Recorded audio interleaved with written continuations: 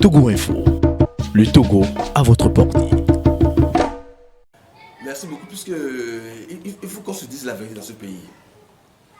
Le 22 février, quoi qu'on dise, c'est Agbome Kodjo qui a gagné les élections, avec plus de 66,7%.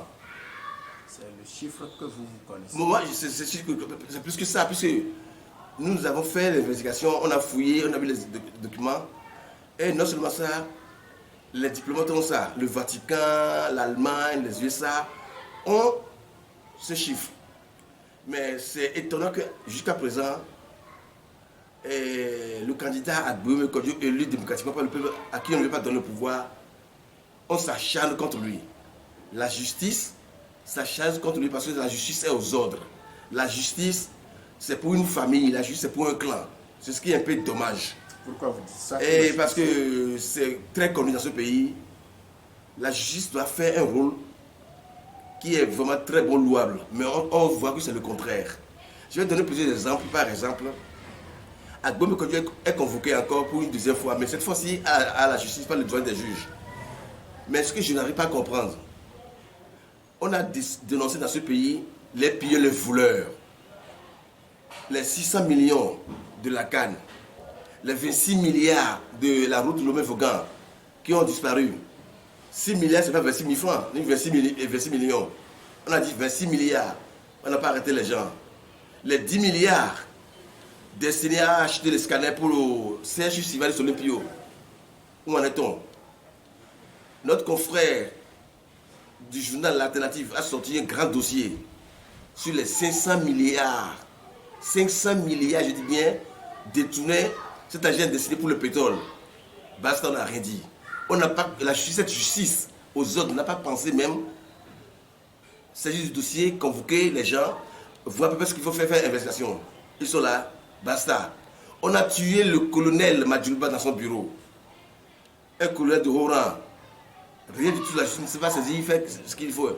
Mais pour raison de élection présidentielle, pour celui qui a gagné, on veut mener la vie dure à Agbome Kodjo. Mais c'est un peu dommage ce pays. Mais je tiens à leur dire que le soleil se lève et se couche. Le jour vient, la nuit passera également. Il faut que ces gens n'oublient pas ce qu'ils sont en train de poser comme acte maintenant. Ça va se retourner contre eux plus tard. Nous voulons vivre dans le pays, dans la cohésion et la réconciliation. Mais ce qu'ils posent comme acte, c'est dommage, il ne faut pas qu'ils oublient après.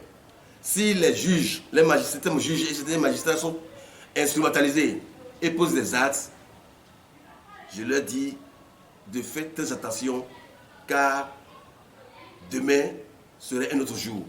Agbome Kodjo, on lui met la vie dure, et ses compagnons de Dynamique Kodjo, mais c'est un peu triste. Je ne vois pas pourquoi on va encore convoquer Agbome Kodjo. Pourquoi faire?